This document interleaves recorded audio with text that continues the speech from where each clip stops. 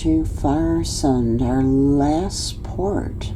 Tomorrow is the long sail back to Dover. The village of Farsund grew up around a protected harbor on the Lyngdalsfjord. It was a sheltered place for merchant ships to dock. Out here is Farsund. You can see where we have to be zodiaced to shore.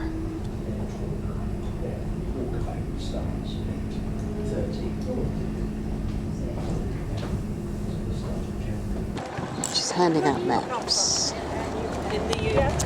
Since I've taken none of the historical walks, my walk was supposed to begin at 8:15 this morning, and that'll be the day that I get out of bed. Well, I was up just for an 8:15 walk. Then what do you do the rest of the day? Aida from 1931. Hurtigruten house. This row of houses along these docks is an excellent example of the city's architecture after the fire of 1901. They're built in the style of Art Nouveau.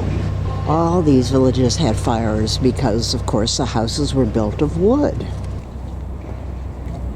The privateering dates back to the 1800s, when locals fought invading British ships during the Napoleonic Wars.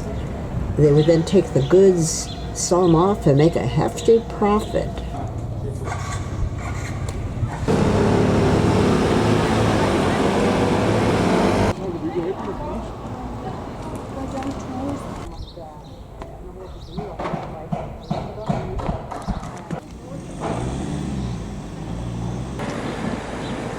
After the devastating town fire in 1901, the houses in Farsund were mainly rebuilt in the Swiss chalet style.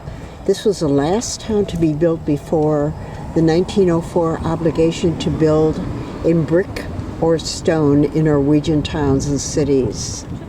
It is probably the most consistent Swiss-style town in the country.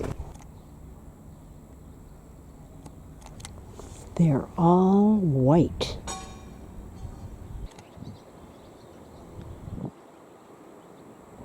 Outside of town, there are burial sites preceding the Viking Age, Stone Age settlements, burial mounds, rock carvings, and Felix stones, even from the Bronze Age at Penfield.